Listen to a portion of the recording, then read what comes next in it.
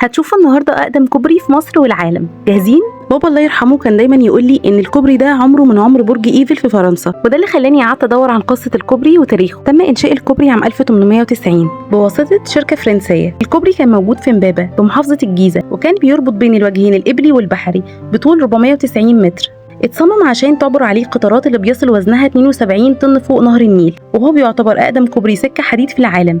بيتم فتحه بحركه دائريه حول محور ارتكاز. قرروا استبداله بكوبري اخر، لكن عثمان باشا محرم وزير الاشغال وقتها رفض تفكيكه وبيعه كخرده، وقرر نقله وتركيبه على نيل دمياط عبر الصنادل النيليه. وتم نقل الكوبري على 4 أجزاء بطول 170 متر، وبدأ تركيب الكوبري على نيل دمياط عام 1927. الكوبري بيقع في قلب دمياط وليه مكانه خاصه عندنا كلنا لينا ذكريات جميله ما تتنساش على الكوبري ده. بس هقول لكم معلومه غريبه، تعرفوا ان الكوبري ده كان ليه اسم رسمي وهو فؤاد الاول، وبعد ثوره 1952 تم تغييره لاسم كوبري التحرير. بس الغريبه ان كل الضمايطه بيقولوا عليه الكوبري القديم من اول يوم اتركب فيه لحد دلوقتي. في عام 2006 تم انشاء كوبري اخر جنب الكوبري القديم، وهنا كان مصير الكوبري القديم ان هو هيتباع بجنيهات في مناقصه عامه، ويتحول بعدها لحديد خرده، ويضيع أثر أقدم كوبري للسكة الحديد في مصر والعالم. وهنا جه دور محافظ دمياط الأسبق الدكتور محمد فتحي البرادعي، وقال إنه قرأ في كتاب تقويم النيل لأمين سامي باشا. الكتاب تم طبعه 1936، وهو مرجع علمي مهم جدا.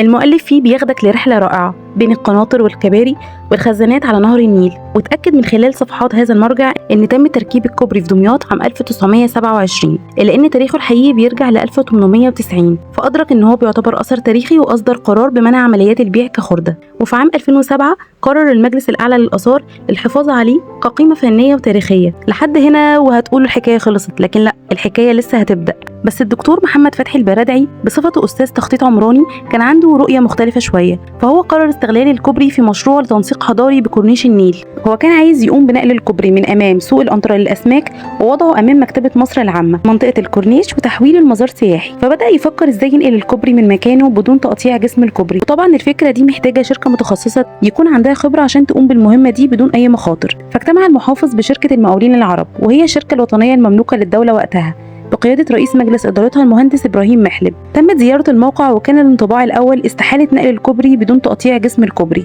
فرفض الدكتور البرادعي أن يتم تقطيعه، وطلب منهم يعملوا دراسات ووضع تصور علمي دقيق لعملية النقل تحت إشراف هندسي متخصص. والحقيقة أن عملية نقل الكوبري من مكانه كانت ملحمة هندسية غير مسبوقة. قاموا بنقله عن طريق تصنيع بنتونات عائمة بأحجام ومساحات محددة بتتفق مع وزن ومساحة وأبعاد الكوبري، وقاموا بالتأكد من فصله عن قاعدته وسحبه عائما. وعشان يتم نزع الكوبري من القاعدة بتاعته قاموا بملء غرف العوامتين جزئيا بالماء، وتحرك العوامتين معا إلى الأسفل، وقاموا بتفريغ الماء من العوامتين، فارتفع فتحة الكوبري من على نقطة الارتكاز، وتحركت العوامتين خارج محور الكوبري. ولما وصلوا الكوبري دمياط الجديد كانت بتواجههم مشكلة، فوقفوا العمل لمدة أسبوعين لحد ما أزالوا العقبات، وقاموا بإغلاق الهويس لخفض منسوب المياه عشان يعرف الكوبري القديم يعدي من تحت الكوبري الجديد. واستقر الكوبري أمام مكتبة مصر العامة، وأطلق عليه الدكتور محمد فتحي البرادعي باسم جسر الحضارة. الكوبري ما اتحطش في وضع رأسي متعامد مع مياه النيل ولا بالتوازي أفقيا بجوار الشاطئ، لكن تم اختيار زاوية ميل بتعطي إحساس ديناميكي. بلغت تكاليفه المادية نحو حوالي 15 مليون جنيه، منحة مقدمة من اليونسكو بقيمة 5 مليون جنيه. وحاز الكوبري على جائزة المدن العربية للتراث المعماري، وكان مصدر سعادة وبهجة لأهل دمياط. كان بيعقد فيه المؤتمرات والأمسيات الثقافية والفنية. بس بعد ثورة يناير 2011 اتعرض لنهب محتوياته وتدمير تجهيزاته، وتم إهماله فترة طويلة جدا. وحاليا قامت الأستاذة الدكتورة منال عوض محافظة دمياط بتطوير كوبري دمياط التاريخي جسر الحضارة، اللي بيتم إعداده بواسطة شركة المقاولون العرب بمشاركة مجتمعية من شركة موبكو. وتم الانتهاء من أعمال صيانة جسم الكوبري وعزله ضد العوامل الجوية. وفي حوار صحفي قالت الدكتورة منال عوض إنها رفضت عروض لعمل سلسلة مطاعم بالكوبري لأنه منارة ثقافية، وهيتم عمل قاعات مؤتمرات ومعارض وندوات وقاعات موسيقية، وهيكون صالون ثقافي ومعرفي للفنون. وقالت إن هيتم افتتاح الكوبري في نهاية 2023، ومين عارف جايز يطلبوني أعمل تغطية صحفية وأصور افتتاح الكوبري.